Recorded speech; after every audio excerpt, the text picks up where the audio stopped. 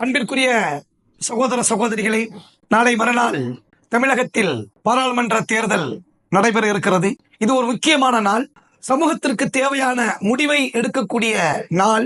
ஒட்டுமொத்த சமுதாயத்திற்கும் சமூகத்திற்குமான நாட்டிற்குமான ஒரு பாதுகாப்பை முடிவு செய்யக்கூடிய நாளாக இந்த நாள் இருக்கிறது. நாளை மரணத்திற்கு பின்னால் இறைவன் நமக்கு வழங்கிய இது போன்ற வாய்ப்பை பற்றி கேள்வி கேட்கப்படும் என்ற உணர்வுடன் சரியானவர்களுக்கு வாக்களிக்க வேண்டும். நாட்டின் நலனில் அக்கறை உள்ளவர்களுக்கு வாக்களிக்க வேண்டும். ஒற்றுமையுடன் வாழ்வதற்குண்டான சூழலிலே இருப்பவர்களுக்கு வாக்களிக்க வேண்டும். அடிப்படை தேவைகள் அனைத்தும் இந்த சமூகத்திற்கு கிடைப்பதற்கான வாய்ப்பை வழங்கியவர்களுக்கு நாம் என்ன செய்ய வேண்டும்? வாக்களிக்க வேண்டும். அது மட்டுமல்ல, பிரித்தாளும் தன்மையுடன் தங்களை வளப்படுத்திக் கொள்ளக்கூடியவர்களுக்கு எதிராக நாம் என்ன செய்ய வேண்டும்? வாக்களிக்க வேண்டும். ஒட்டுமொத்த பொருளாதாரமும் குறிப்பிட்டவர்களிடத்திலே மட்டும் குவிந்து கிடப்பவர்களுக்கு எதிராக, குவித்து வைத்திருப்பவர்களுக்கு எதிராக நாம் வாக்களிக்க வேண்டும்.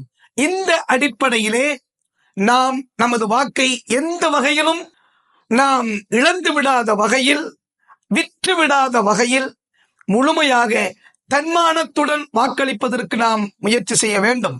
அந்த அடிப்படையில் தற்போது இந்தியா கூட்டணிக்கும் அந்த வேட்பாளர்களுக்கும் வாக்களிப்பதற்கு நாம் முடிவு செய்திருக்கிறோம். அந்த முடிவின் அடிப்படையில் தான் நாம் களமிறங்கி செயல்பட்டுக் கொண்டு இருக்கிறோம்.